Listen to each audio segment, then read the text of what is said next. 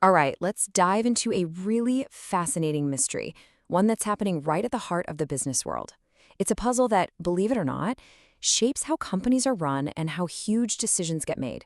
And it all boils down to one simple question. So here it is. Every single year, some of the most brilliant minds out there publish a mountain of research on leadership, strategy, you name it. But for the people who are actually in the trenches, the managers, well, most of it might as well be written in a different language. So why? Why is there this huge gap between what we know from research and what we actually do in business? This isn't some new complaint. Way back in 1993, a top academic named Donald Hambrick put a pretty sharp label on it. He called the whole world of management research an incestuous closed loop. Basically, academics were just talking to other academics, and the people actually running businesses were left completely out of the loop. So, here's how we're going to crack this code. First, we'll look at that closed loop. Then, we're going to uncover a surprising culprit, the tyranny of one tiny number. And finally, we'll walk through a really powerful solution to make all this research actually matter to the people who need it most. Okay, first up, let's really get a handle on the problem. This isn't just a simple mix-up in communication. Nope, it's a deep systemic divide that's been around for decades. And the fact that this has been going on for so long is just staggering. I mean, from Hambrick's first warning in the 90s all the way through the 2000s, the evidence just keeps piling up. Academics are writing for each other, and managers, well, they just aren't reading it. The gap hasn't closed at all. It's become part of the system. And just how bad is it? Well, get this. In 2002, researchers asked HR managers how often they read the top academic journals. The super prestigious Academy of Management journal scored a 1.1 out of 5, and a 1 meant never. Even the journal that was supposedly written for executives got the exact same dismal reading. Ouch. So what you end up with are these two parallel universes. You've got academics, who are rewarded for publishing for their peers and very specific language.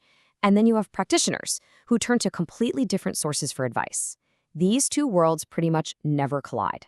That is the closed loop right there in action.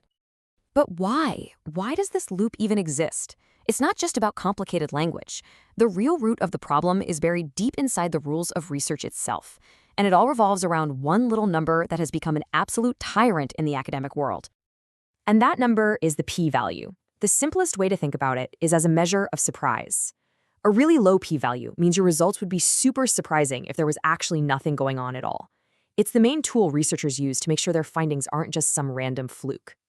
And for what feels like forever, the magic password to get published has been this.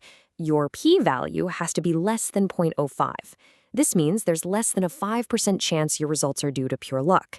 So if your p-value is 0.049, congratulations, you're a genius. If it's 0.051, sorry, your work is often seen as a failure. And this creates a massive problem. See, it creates this really dangerous trade-off. That strict 0.05 rule is obsessed with avoiding one kind of mistake, the false alarm, where you think you've found something but it's not really there. But because it's so focused on that, it massively increases the risk of the other mistake, the misdiscovery, where you failed to see a real effect that is there.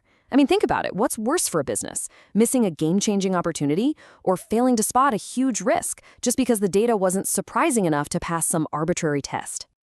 And it turns out the field of management is the biggest offender. A huge review of business journals found that an incredible 99% of management articles stick rigidly to these old-school cutoffs. That's way higher than marketing or accounting. The entire field has bought into the standard hook, line, and sinker. I love this quote from a couple of psychologists because it just perfectly captures how absurd this all is. The real difference between a p-value of 0.051 and 0.049 is basically nothing. But in academia, it can be the difference between a celebrated career and a forgotten paper. It forces researchers to just throw away potentially huge findings that just barely miss the cutoff.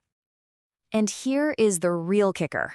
Guess how many management articles actually report the exact p-value, so you, the reader, could judge for yourself.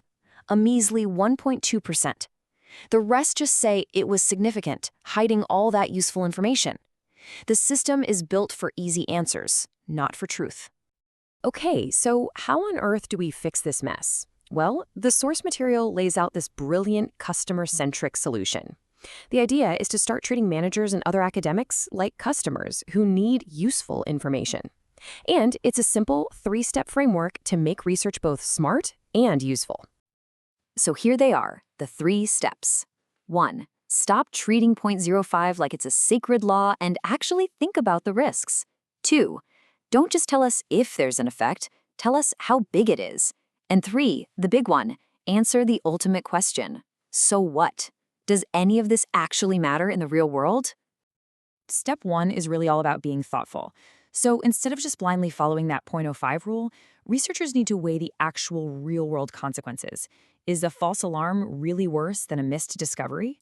For some problems, maybe a 10% chance of being wrong is a risk worth taking for a shot at a revolutionary discovery. Step 2 brings in this crucial idea: effect magnitude, or effect size. See, a p-value only asks, is there an effect? Effect size asks a much better question. Okay, but how big is the effect? Is it a tiny little nudge, or is it a seismic shift? Without knowing that, even a statistically significant finding can be totally useless. Here's the perfect way to think about it. Imagine a giant study proves, with total statistical certainty, that a new drug reduces headache pain. Sounds great, right? But then the effect size shows it only reduces pain by 2%. Is that actually useful to anyone? Of course not. And that proves the point. Just because a result is statistically real doesn't mean it's important. And that brings us to the final and I think most revolutionary part of this whole solution. This is the step that really builds that bridge from the lab to the office, moving past the numbers to ask the ultimate question of relevance. Now, it's really easy to assume that a big effect size automatically means something is important, but the authors give us a critical warning. That's not always true. You could have a huge effect that's fascinating to scientists, but it still might not mean anything to a manager trying to solve a problem. And this is where we finally get to practical significance. This isn't a number you can just calculate. It's a judgment call. It's the answer to the one question every single manager asks when they hear about new research. So what? Why should I care? How is this going to help me? This is the final and most important test. So how do you figure it out? Well, the solution is simple. You actually have to talk to people. Instead of just crunching numbers, researchers need to get out there, run focus groups, do case studies, and use methods like ethnography to understand what their findings actually mean in the language and the world of the people they're trying to help. It's really about listening. So what does this all add up to?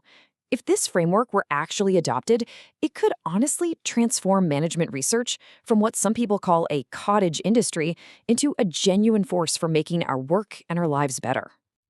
This quote from the scholar William Starbuck just gets right to the heart of it all. The whole point shouldn't just be about getting published to build your career.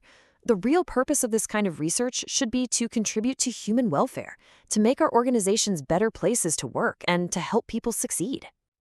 And at the end of the day, this whole customer-centric approach just changes the game. When researchers know from day one that they have to prove their work is practically significant to real managers, they're forced to ask better, more relevant questions from the very start. Impact isn't an afterthought, it's built right into the design. And this brings us to one last big question to leave you with. Just imagine a world where every research study, not just in business, but in every field, had to pass this one final test.